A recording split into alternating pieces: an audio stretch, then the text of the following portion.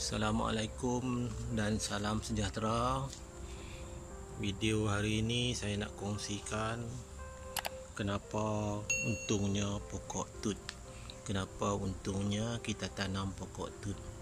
Okey, di sini saya nak tunjukkan dua pokok yang saya tut dan sudah subur, sudah stabil. Okey, kita tengok pokok ni, pokok jambu ni saya sudah pindahkan. Lepas potong tut, saya pindahkan ke polybag kecil. Dan buahnya tengok, saya tut di dahan yang berbuah masa saya tut dulu. Ini usia pokok tut ini lebih kurang sebulan lebih. Masa saya tut dulu kecil, ada buah. Okey, pertama kenapa untungnya kita tanam pokok tut? Pertama sekali, dia cepat ataupun terus berbuah sama dengan pokok induk. Okey, pokok induk dulu saya tut buah ada ini. Buah ni masa kecil dulu. Sekarang sudah dia terus sambung berbuah membesar, Ini daun yang saya tut dulu, saya potong separuh macam ini. Semua saya potong daun asal. Ini daun asal lah. Ini daun baru. Baik, daun baru ni lalunya pokok sudah besar ni dia akan keluar tunas bersama buah. Tengok ada buah kan? Ada buah. Okey, ini kita tengok lagi ni. Ini bersama. Ni ada buah. Dia keluar dengan buah. Itu untung. Pertama, pokoknya dia terus berbuah. Ini pun ada lagi keluar buah. Bila keluar buah macam ini, kita nak biasanya saya buang atas, pucuk atas. Kita tinggal buah saja, sebab nanti buah dia baja akan terus fokus ke buah. Saya buang.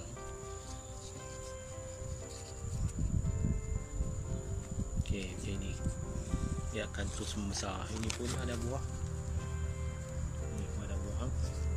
Ini buah. Ini pokok tut tak perlu tunggu lama. Okey, keduanya pokok sudah besar. Tadi sama seperti pokok induk terus berbuah. Keduanya pokok sudah besar. Tengok ini, kita tak perlu tunggu. Pokok ini pun sudah lebih kurang 4 kaki, 3 kaki, 4 kaki lebih. Ini pun sama. Tak perlu tunggu lama. Okey, ini tunas baru keluar. Ini sebulan lebih pokok tut. Ini dah ada buah. Betul, kita nak tut, mesti kita tut pokok yang sudah berbuah. Okey, ini ada buah. Keluar pucuk, kedua bersama bunga ataupun buah. Kita buang pucuk aja. Ini buah ada. Untung kita tanam pokok tut. Okey, ketiganya, kita tidak perlu kos kalau kita nak beli pokok saiz besar ini. Dah berbuah memang mahal. Jadi kita perlu tut sendiri dan tak perlu kos, tak perlu keluarkan modal. Kita cuma perlu cari pokok induk yang kita tanam sendiri boleh, atau pokok induk yang kawan tanam kita nak pergi tut pun boleh. Okey, ini ada buah lagi ni. Semua pucuk ada buah. Itu untungnya. Ketiga. Keempat, pokok tidak tinggi. Pokok tut ini pokoknya tak tinggi. Kita tanam pokok dia tak akan tinggi sebab kita tut pokok tak tinggi. Lebih lagi kita tanam di pasu. Kalau tanam di pasu lebih senang, mudah dijaga. Okey, ini buah dia membesar di dalam polybag. Ini buah tak cantik sebab saya tak balut sebab ini bukan kita tujuan nak ambil buah. Kita nak dapatkan bibit ataupun pokok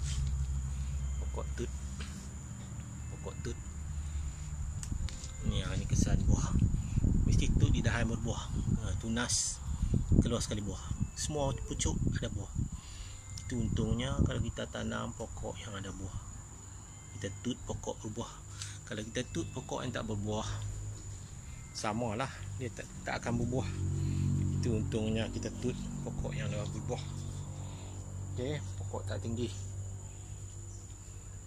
Itu 4 untungnya.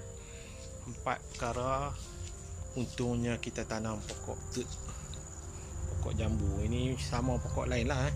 Saya tunjuk ini pokok tut, pokok jambu batu tanpa biji. Jambu batu tanpa biji. Ini daun asal saya potong. Daun asal ni. Ini daun baru. Okey. Itu saja nak kongsikan. Okey, maaf terlupa. Selain ada 4 untungnya kita tanam pokok tut, harus diingat pokok tut juga ada kelemahannya. Di sini saya bagi 2 kelemahan pokok tut. Pertamanya, pokok tut ini dia mudah tumbang kerana pokok tut tidak ada akar tunjang. Bila tak ada akar tunjang, kalau tanam di tanah, bila ribut ataupun angin kuat, dia boleh tumbang. Itu kelemahan pokok tut. Tapi kalau kita tanam dalam pasu, tak ada masalah. Kalau tanam di tanah macam pokok jambu, tak apalah, tak besar sangat.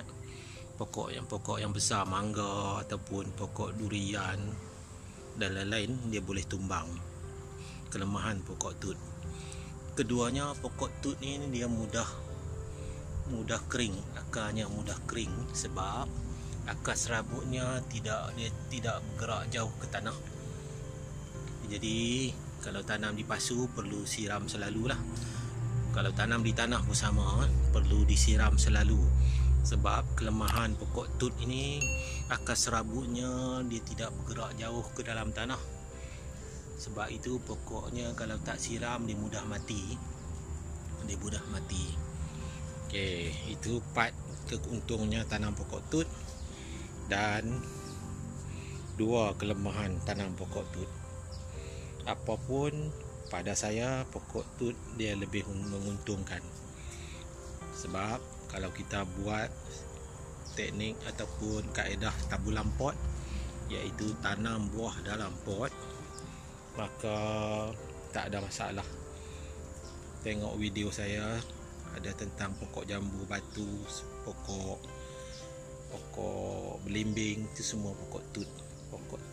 Okey, itu untuk hari ini. Kemudian saya nak tunjukkan pokok-pokok tut yang lain.